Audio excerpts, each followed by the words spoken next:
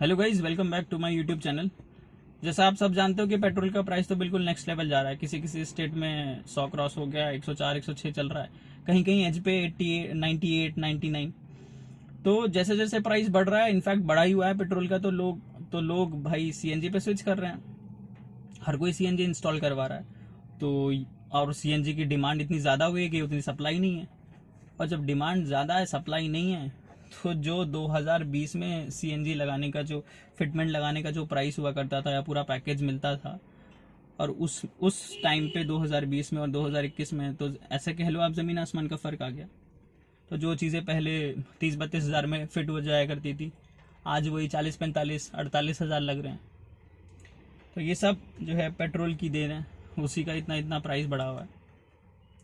तो finally guys, मैंने भी अपनी गाड़ी में सीएनजी इंस्टॉल करवा ली है। मेरी गाड़ी पेट्रोल की है, 2015 का रजिस्ट्रेशन है, दिल्ली नंबर, स्विफ्ट VXI। सो अब इकोनॉमिक चलाना है किसी मिडिल क्लास को, तो अब वो इकोनॉमिक तरीके से ही सोचेगा। ये सीएनजी पे लगाना बहुत ज़रूरी हो गया है। आप देखोगे तो कंपनी ने अपनी मार्केटिंग बढ़ाने के लिए जो है सीएनजी मॉडल निकाल दिए हैं। अब जैसे आज से पहले 2021 तक कभी स्विफ्ट या डिज़ायर आपकी सीएनजी में नहीं आती थी, बट 2022 से आने लगेगी, क्योंकि डिमांड ही इतनी बढ़ रही है, पेट्रोल इतना महंगा हो रहा है, लोग इतने ज़्यादा सीएनजी को सपोर्ट कर रहे हैं। इनफैक्ट आप देखोगे वैगनार, तो हर दूसरे 2 मिनट में आपको, अगर आप मार्केट में निकलते हो घर से बाहर, हर 2-3 मिनट में आपको एक वैगनार या 2-3 वैगनार लाइन से दिखेंगी। वहाँ पे एक वो बर्फ़ी वाला स्टिकर होता है ना, सीएनजी वाला वो आपको सब में लगा हुआ मिलेगा। और Hyundai भी अपनी गाड़ियाँ निकाल रही है। इनफैक्ट अब तो टाटा निकालने लगी है, 2022 से उसकी गाड़ी आने लगेंगी। नेक्सॉन ईवी में भी है, पेट्रोल डीजल में भी है आपका, और अब वो सीएनजी में भी आ रही है। इनफैक्ट टियागो निकाल रहे हैं सीएनजी में। और तो और टोयोटा जैसी गाड़ियाँ जो 6-7 सीटर्स हैं, हैवी व्हीकल्स हैं, वो भी सीएनजी में आने लगे हैं। क्यों? क्योंकि पेट्रोल में चल नहीं रही हैं, बिक नहीं रही हैं। तो सीएनजी एक बढ़िया ऑप्शन है सबके लिए। आप ये डिसीजन लेने की सोच रहे हैं, so you have to be like, you have to be at your best, right. आपका जो डिसीजन हो वो बहुत ही अच्छा हो और बहुत ही प्रिसाइज हो, जो आपको लॉन्ग रन में या आने वाले टाइम में बहुत ही हेल्प करे। सो देखते हैं इसमें क्या फिटमेंट हुई है, कैसी फिटमेंट हुई है, क्या क्या डिवाइसेस कंपोनेंट्स लगे हुए हैं, क्या क्या पार्ट्स लगे हुए हैं। सो इन सब का एक ब्रीफिंग आपको देते हैं। Without wasting any time guys, शुरू करते हैं। तो गाड़ी का इंजन पे खोल लेते हैं हम पहले।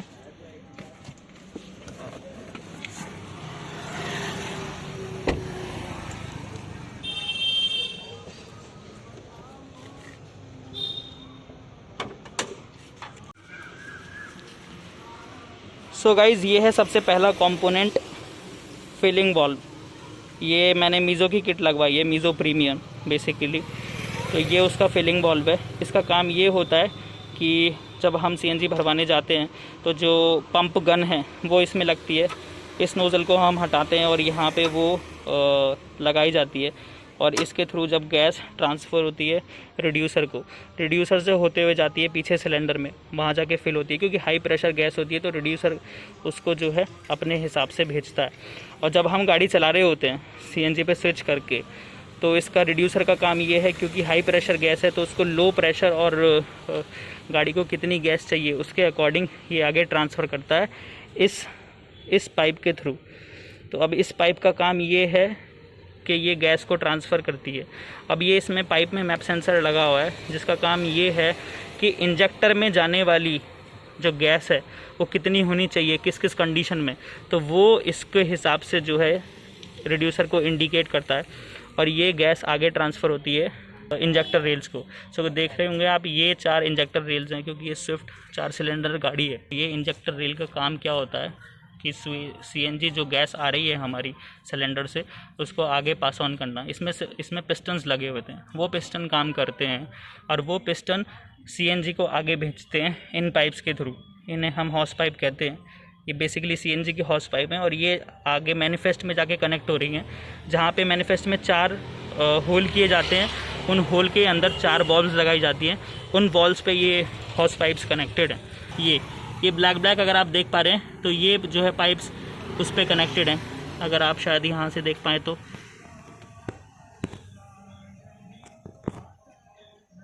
हाँ। सो अगर आप देख पा रहे हैं तो ये ब्लैक कलर और जो आपको ब्रॉन्ज कलर का जो ब्रास टाइप का जो एक कंपोनेंट दिख रहा है वो होता है बेसिकली वॉल्व। वहाँ पे ये हॉस पाइप लगी होती हैं, तो ये बेसिकली मैनिफेस्ट में अपना गैस भेजती हैं। सो ये हो गया हमारा इंजेक्टर रेल। अब आता है गाड़ी का सीएनजी का मेन कंपोनेंट, जिसे हम ECU बोलते हैं। ECU बोले तो इलेक्ट्रॉनिक कंट्रोल यूनिट। ये बेसिकली सीएनजी का ब्रेन बोला जाता है इसको।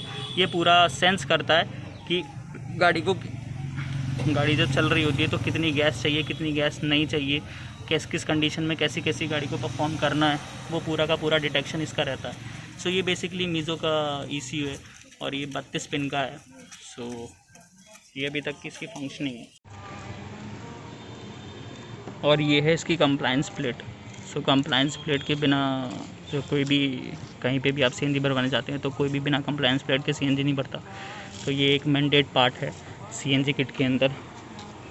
और आप अगर आपको दिखाना चाहूँ तो ये एक कंपोनेंट है जिसे हम बोलते हैं टेम्परेचर मेजर करने के लिए। सो ये हॉस पाइप लगी हुई है, इस पर ये टेम्परेचर सेंस करता है। ये सेंस करने के बाद जब एक मॉडरेट यानी 35 डिग्री सेल्सियस पे जब ये इंजन हो जाता है गर्म, तो तब ये ऑटोमेटिकली CNG पे स्विच हो जाता है। तो बेसिकली CNG पे स्विच करने के लिए एक रिक्वायर्ड टेम्परेचर चाहिए। सो वो टेम्परेचर डिटेक्ट यहाँ से होता है और ये इंडिकेशन जाता है ECU को कि कब हमें CNG पे स्विच करनी है। सो और इन कंपोनेंट्स के साथ एक और कंपोनेंट है हमारे पास, वो है ये, इसे कहते हैं हम एडवांसर। ये CNG का एडवांसर है।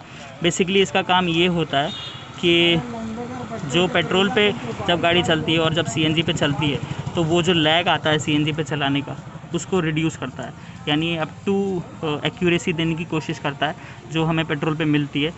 और इसके क्या फ़ायदे हैं, क्या नुकसान हैं, वो मैं आपको जो है अलग अलग मॉड्यूल्स में शेयर करता रहूँगा वीडियो के थ्रू। सो बेसिकली अभी ये एक चीज़ है। और एक हमारा कंपोनेंट और रह गया है, इसको हम बोलते हैं इमरजेंसी प्लग। ये देखिए यहाँ पे लिखा भी हुआ है emergency plug.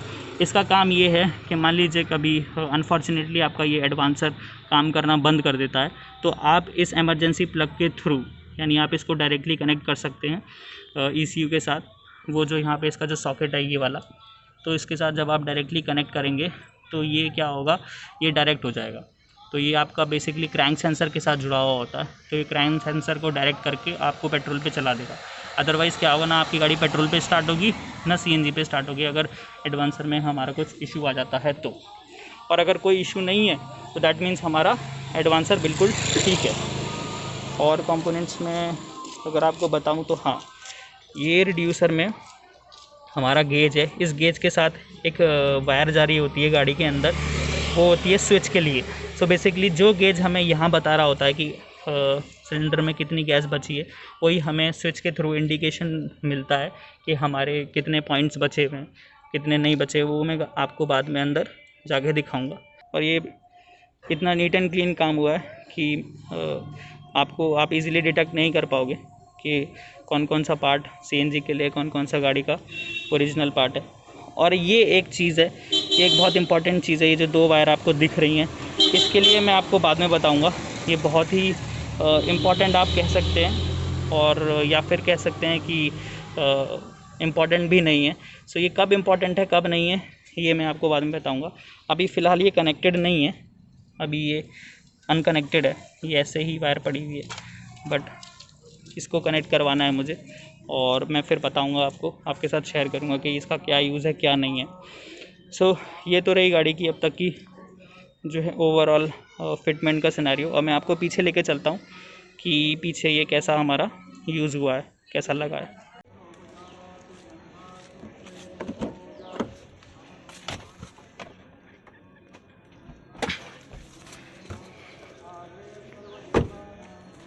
So finally Swift में 12 किलो का सिलेंडर लगा हुआ है। सॉरी, यहाँ पे थोड़ा सामान है। 12 किलो का इधर सिलेंडर लगा हुआ है। ये रहा सिलेंडर आपका। इसको हमने एक कवर से कवर किया हुआ है, ये ब्लैक शीट है, इसको कवर किया हुआ है। ये 12 kg का सिलेंडर है, और ये 12 kg का सिलेंडर का ही ये वॉल्व है, जहाँ से गैस अंदर जाती है, और यहीं से गैस जाती है इंजन के अंदर इसको चलाने के लिए। सो ये बेसिकली ये पीछे की फिटमेंट है, और स्टेपनी इस तरीके से खड़ी आई है, और आप देखोगे कि लगाने के बाद कुछ ज़्यादा स्पेस बचता नहीं है। इस चीज़ में आपको कॉम्प्रोमाइज़ करना पड़ेगा। सीएनजी पे चलाने के लिए इतना कॉम्प्रोमाइज़ वर्थ इट है। सो इसमें इतना इशू है नहीं। सो ये रहा सीएनजी का। अब चलते हैं गाड़ी के अंदर। अब आपको बताते हैं कि गाड़ी कैसे सीएनजी पे काम करती है, कैसे नहीं करती है। ये वो स्विच है, ये मीज़ो का स्विच है, इसमें मीज़ो की भी ब्रांडिंग है अपनी। तो यहाँ पे जैसा मैं आपको बता रहा था, इसमें इंडिकेशन है ये आपके लिए। ये इसमें 4 पॉइंट्स दिए रहते हैं, इनके ऊपर लाइट जलती है। ये इंडिकेट करते हैं कि गाड़ी में कितने पॉइंट तक सीएनजी बची हुई है। और ये लास्ट में आर, यानी टोटल 5 होते हैं। तो आर इज़ फॉर रिजर्व, कि रिजर्व में कितनी रिजर्व में भी गैस है इस वक्त या नहीं है, ये पूरा इंडिकेट करता है। और ये आपको जी दिखाई दे रहा है। अगर यहाँ पे परमानेंट लाइट जलती है, ब्लिंक होती है ग्रीन कलर की, दैट मीन्स गाड़ी हमारी जो है सीएनजी पे चल रही है। और अगर हमारे को ये जो फ्यूल का जो ऑप्शन आ रहा है, यहाँ पे हमारे को ऑरेंज लाइट जलती है, तो उसका मतलब ये है कि हमारी गाड़ी पेट्रोल पे। और ये जो बीच में आप एरो देख रहे हैं, ये एरो है स्विच करने के लिए। अगर आपकी गाड़ी पेट्रोल पे चल रही है और आपको स्विच करना है, तो आप इसको प्रेस कर सकते हैं। ऑटोमेटिकली एक टेम्परेचर आने के बाद और 10 सेकंड के बाद ये गाड़ी अपने आप ऑटोमेटिकली सीएनजी पे स्विच हो जाती है। और अगर आपकी गाड़ी सीएनजी पे चल रही है और आपको पेट्रोल पे स्विच करना है, जैसे अगर आप स्टीप पे जा रहे हैं, बहुत ज़्यादा चढ़ाई पे जा रहे हैं, आपकी गाड़ी नहीं चढ़ पा रही है, उस केस में तो आप यहाँ पे इस बटन को प्रेस कर सकते हैं और ये गाड़ी स्विच हो जाएगी पेट्रोल पे। सो अब चलिए स्टार्ट करके बताता हूँ मैं, तो ये कैसे इंडिकेशन ये काम करता है। सो चलिए,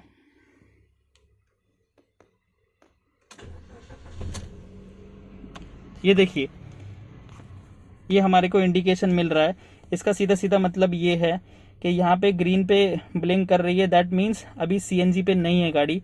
और क्योंकि ये जो फ्यूल का ऑप्शन था, यहाँ पे गाड़ी थी, यहाँ पे ऑरेंज लाइट जल रही थी, तो गाड़ी उस वक्त हमारी पेट्रोल पे थी। अभी ऑटोमेटिकली सीएनजी पे स्विच हो गई है, क्योंकि पेट्रोल वाली लाइट बंद हो गई है और सीएनजी वाली परमानेंट ऑन है, ग्रीन लाइट। अब नीचे आ जाइए। अब नीचे का ऑप्शन ये है कि यहाँ पे ये बता रहा है कि ये जो 4 हमारे को यहाँ पे जो 4 नंबर्स थे, उनमें से अब जो हमारे पास सीएनजी बची है वो सिर्फ 2 के लिए बची है, यानी 2 पॉइंट हमारे ख़त्म हो गए हैं, यानी इतनी गैस हमारी मोरलेस ख़त्म हो गई है, इतनी गैस बची है। और ये रिज़र्व, सो ये रिज़र्व के लिए बेसिकली रेड लाइट होती है। जब ये दोनों पॉइंट्स भी ख़त्म हो जाएंगे तो ये रेड लाइट जलने लगेगी, दैट इज़ एन इंडिकेशन कि अब तुम्हारी गाड़ी रिज़र्व में है एंड आपको अब सीएनजी डलवानी पड़ेगी। सो अब आ जाइए इधर, ये देखिए, ये गाड़ी स्विच हो गई है, कोई चेक इंजन लाइट नहीं है, कुछ भी ऐसा ऑड नहीं यहाँ पे दिख रहा है। ये सिर्फ गाड़ी का गेट खुला हुआ है और इसकी वजह से ये सीट बेल्ट नहीं है और ये ब्रेक लगाया हुआ है, पार्किंग ब्रेक। सो सिर्फ यही हमारे को यहाँ पे दिख रहा है। और ये देखिए आप, आरपीएम भी कितना स्टेबल है। अगर आप आरपीएम को देख रहे हैं कितना स्टेबल है। फिलहाल तो एसी ऑन नहीं है गाड़ी का, अभी ये बंद है। सो हम ये टेस्ट करेंगे कि एसी चलाने के बाद कैसा आरपीएम फ्लक्चुएट करता है या नहीं करता। So let's turn on the AC. ये मैंने एसी चला दिया है और आप देख पा रहे हैं कि बिल्कुल भी फ्लक्चुएशन नहीं है आरपीएम में, वैसा का वैसा ही है, स्टेबल है। अब अगर मैं एसी बंद करता हूँ तो देखिए बिल्कुल भी फ्लक्चुएशन नहीं है।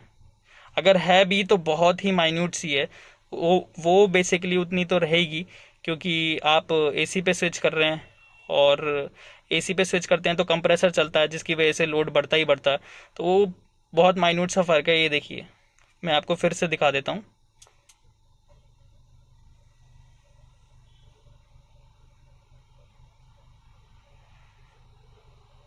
सो ये अभी एसी चल रहा है और हमारे आरपीएम अभी भी स्टेबल है, so which is a good thing. और अभी भी गाड़ी हमारी जो है सीएनजी पे चल रही है। ये देखिए हमारे को ग्रीन लाइट जल रही है। अब रहा सवाल मैनुअल स्विचिंग का, तो इस बटन को दबा के हम मैनुअल स्विच कर सकते हैं। अगर मैं इस बटन को दबाता हूँ, ये देखिए पेट्रोल पे स्विच हो गई। पेट्रोल पे स्विच होने के बाद भी आरपीएम में कोई भी चेंज नहीं है, पूरा का पूरा आरपीएम स्टेबल है। दैट मीन्स गाड़ी की फिटिंग बहुत सही से हुई है, कोई ऐसा इशू है नहीं। मैं फिर से अगर पेट्रोल पे स्विच करता हूँ तो ये देखिए, ये डॉटेड जल रही है, उसके बाद ये ऑटोमेटिकली हो जाएगी।